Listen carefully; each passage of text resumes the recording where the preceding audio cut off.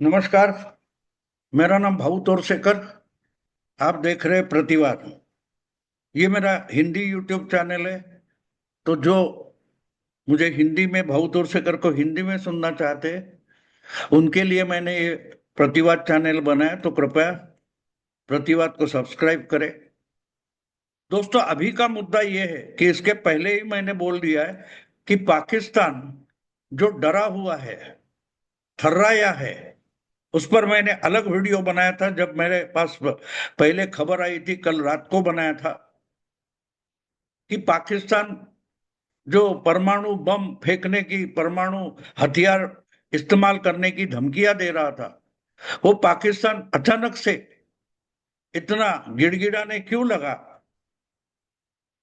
तो इसकी जो खबरें शुरुआती मुझे मिली थी कि इनके जो परमाणु हथियार है वो इस्तेमाल करने से पहले ही इनके ही खिलाफ शायद उसका फट जाना हो सकता है। ये डर पाकिस्तान को सता रहा है। ये तो बात मैं पिछले एक हफ्ते से बोल रहा हूं।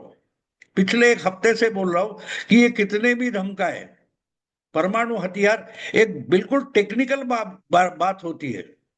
ये अगर अमेरिका का F-16 या जो चाइना का कुछ JF-17, ये फाइटर जेट नहीं चला सकते, अपने आप में गिर जाते हैं, या आसानी से भारतीय फौज इनको गिरा सकती है, या मिसाइल दागकर या ड्रोन छोड़कर अगर इंडियन फौज इनके हवाई जहाज गिरा सकती है, जो दुनिया में सबसे तकनीकी भारी जहाज माने जाते हैं, वो गिराए जाते हैं या खुद ही गिराते हैं।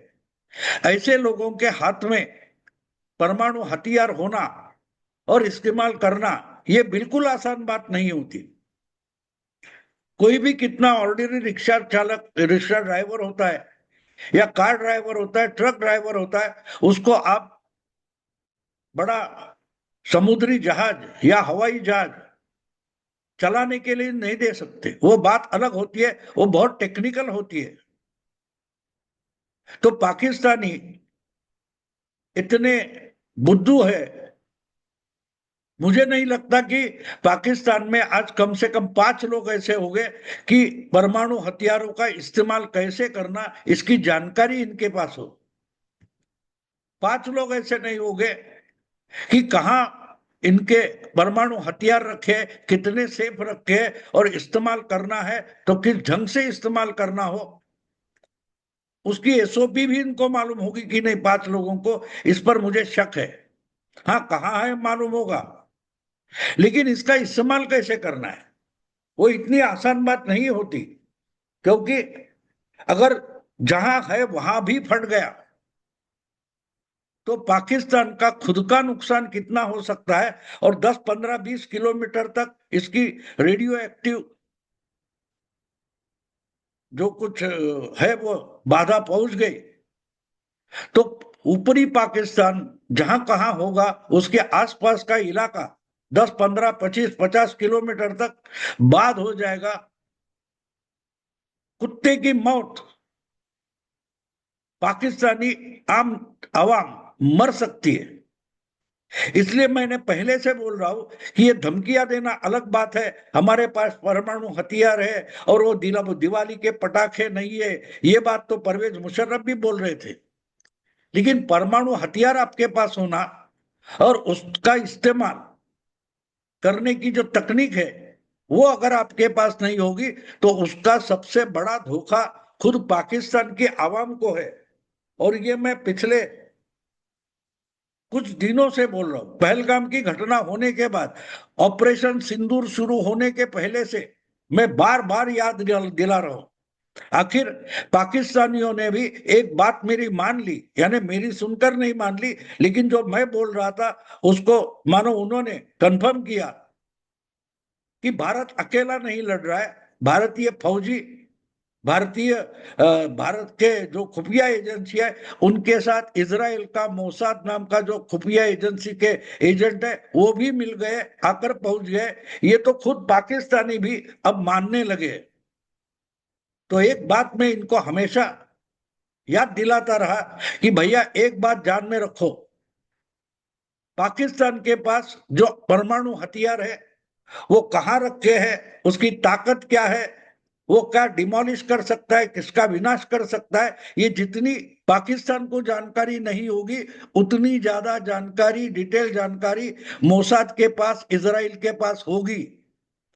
और अगर मोसाद इंडिया का साथ दे रहा है, भारत फौज की साथ दे रहा है, तो पाकिस्तान के परमाणु हथियार पाकिस्तान के लिए गले का फंदा है।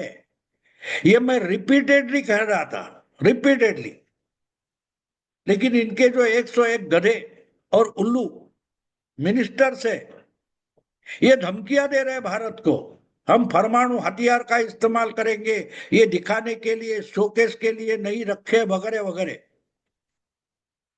तो जो मेरे मन में शक था, डर था, कुछ ऐसा हो गया है। और इसलिए मैंने इसके पहले जो एक वीडियो डाला है कि बम के धमाके से पाकिस्तान डरा नहीं, थर्राया नहीं, इतना भूकंप से, भूकंप के धमाकों से पाकिस्तान डरा है, सहमा है, थर्राया है। और इसका एक और कंफर्मेशन, और बड़ा इंपॉर्टेंट कंफर्मेशन आ गया कि जब परमाणु स्फोट किया जाता है जमीन के अंदर डालकर, कि उसका बाहर कोई परिणाम ना हो, इसलिए बहुत अंदर गहरे जगह जाकर इसका एक टेक्निकल स्फोट किया जाता है, धमाका किया जाता है, तो उससे मानो भूकंप जैसे धक्के दुनिया भर समझे जाते हैं, जाने जाते हैं, एहसास किए जाते हैं। लेकिन इसका रिश्टर स्केल जो होता है, जैसे भूकंप का, एर्थक्वेक का जो फोर्स होता है वो गिना जाता है, उसको रिश्टर स्केल कहते हैं। और जहां बड़ा, यानी अभी अभी जो बैंकॉक, म्यांमार वगैरह में एक अर्थक्वेक हुआ था, वो कुछ 8, 7 वगैरह ऐसा स्केल का था। और इतना बड़ा होता है तो बिल्डिंगें गिरना शुरू होती है, जमीन थर्रा जाती है। लेकिन बिल्कुल कम हो, यानी 3, 4 रिश्टर स्केल हो, तो वो बड़ा नुकसान नहीं करता। ऊपरी ऊपरी हमको समझ में आता है कुछ जमीन हिल रही है, और वो उसका इलाका जो होता है बिल्कुल कम होता है, 5, 10, 15, 20 किलोमीटर तक हो सकता है। उसके आगे तो पता नहीं चलता, कुछ हुआ ऐसा लगता है लेकिन पता नहीं लगता। लेकिन जो नजदीक होते हैं, जहां होता है, उसको एपिसेंटर बोला जाता है। और ये जो कुछ 3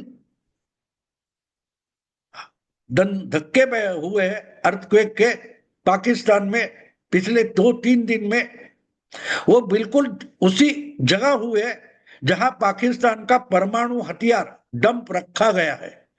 बाकी और भी हथियार रखे गए, उसको किरना बोलते, जो पहाड़ी है सरगोदा से, और क्या नूर खान एयरबेस से नजदीक है, और वहां से नजदीक ये एपी सेंटर है। और इसलिए मुझे शक था कि ये हो गया। बहुत सारी खबरें भी आ रही है कि शायद ये जो रिश्टर स्केल पर गिना गया वो अर्थक्वेक या भूकंप नहीं होगा, शायद पाकिस्तान की जो परमाणु डंप है वहां कई छुटपुट अंदर ही अंदर फट गया है, और इसके कोई आवाज या धक्के दुनिया भर देखे गए, गिने गए, डिटेक्ट किए गए। और अभी ये तो मैंने पाकिस्तान थर्राया उस वीडियो में बताया है सुबह सुबह। लेकिन उसके अगली खबर जब आई है तब मुझे लगा है कि ये जल्द फटाफट लोगों को सुनाना चाहिए। और वो ये खबर है, ऐसी खबर है कि एक जगह से नहीं है, अलग अलग जगहों से आई है।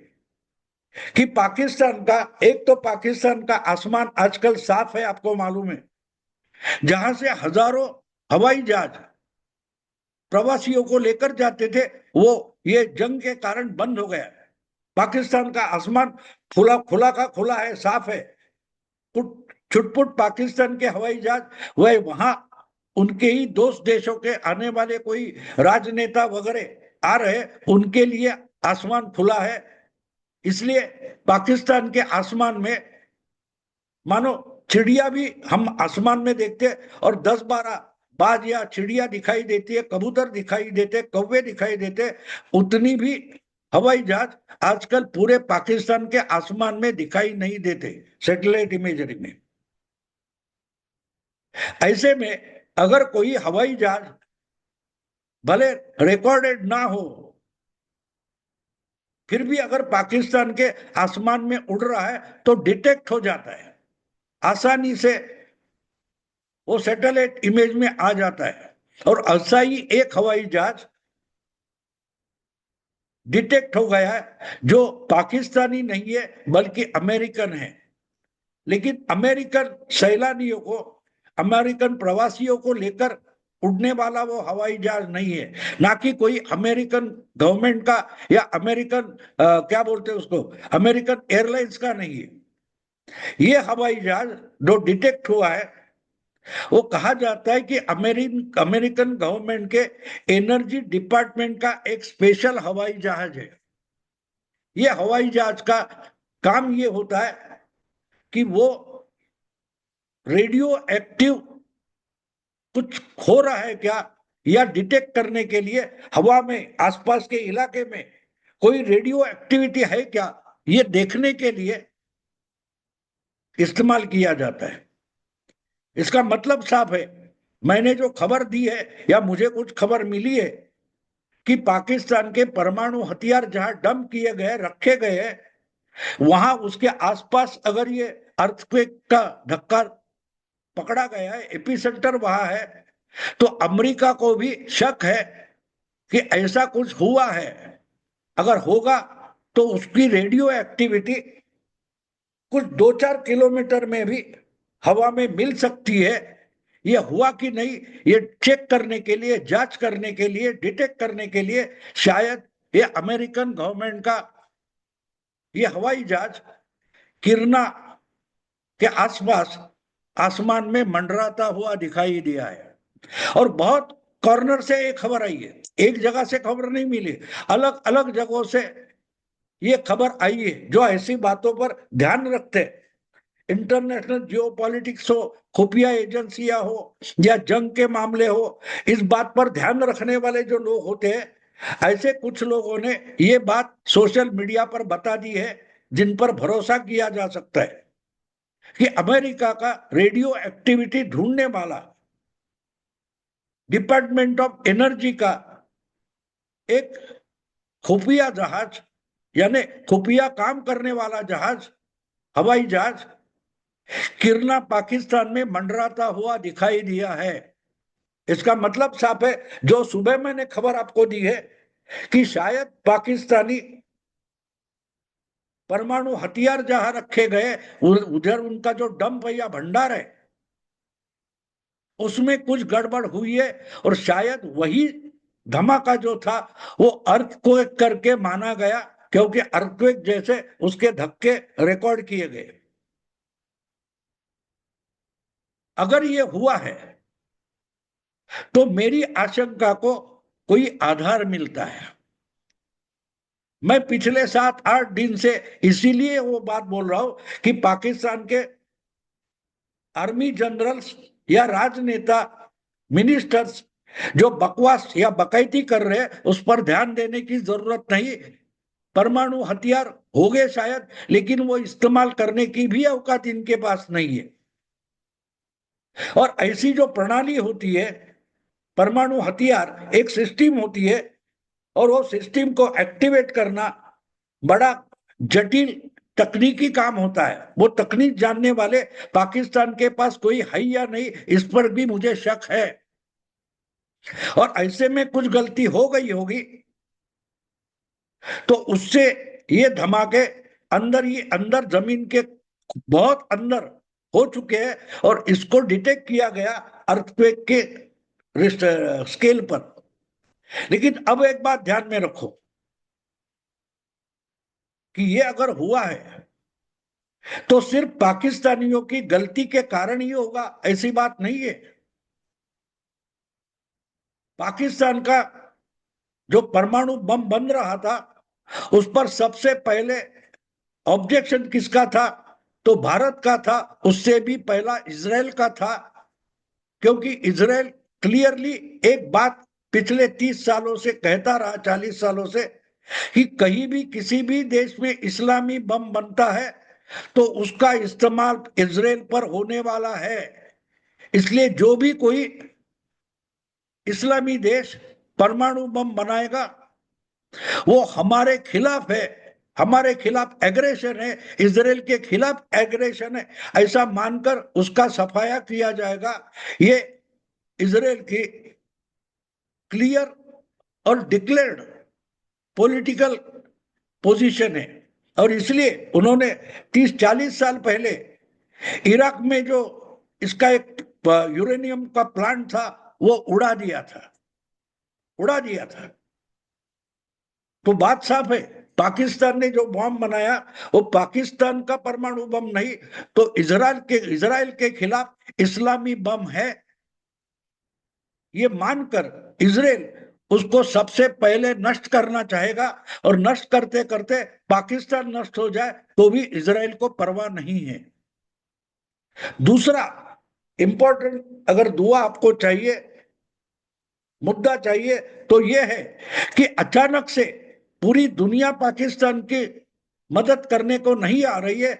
ऐसे में तुर्की और ईरान अगर पाकिस्तान के साथ दोस्ती जताना चाहते और हाथ बढ़ाना चाहते तो ये दोनों देश भी पक्के इजराइल विरोधी है, और पाकिस्तान को पैसा चाहिए तो पैसा देंगे। तो बदले में पाकिस्तान इनको क्या दे सकता है ये सोचो। पाकिस्तान के पास एक अमोल चीज है, वो है परमाणु बम, परमाणु हथियार। वो अगर इजराइल ईरान को या तुर्की को देता है तो वो कैश में खरीद सकते हैं। तो ये अगर अलग अलग अलग खबरें हम इकट्ठा जोड़कर देखें तो ऐसा लगता है कि जो कुछ हुआ है वो बिल्कुल परमाणु हथियारों के इर्द गिर्द हुआ है।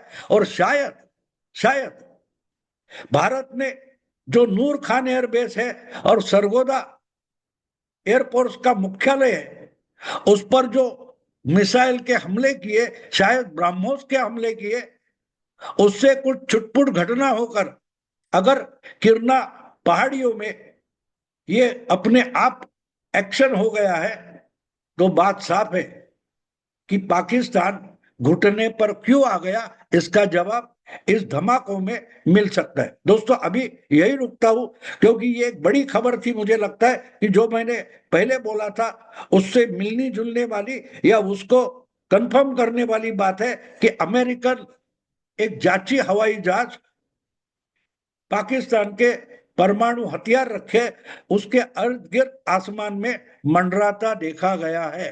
दोस्तों अभी यही रुकता हूं। अगर वीडियो पसंद है तो लाइक कीजिए, शेयर कीजिए और प्रतिपक्ष को सब्सक्राइब कीजिए।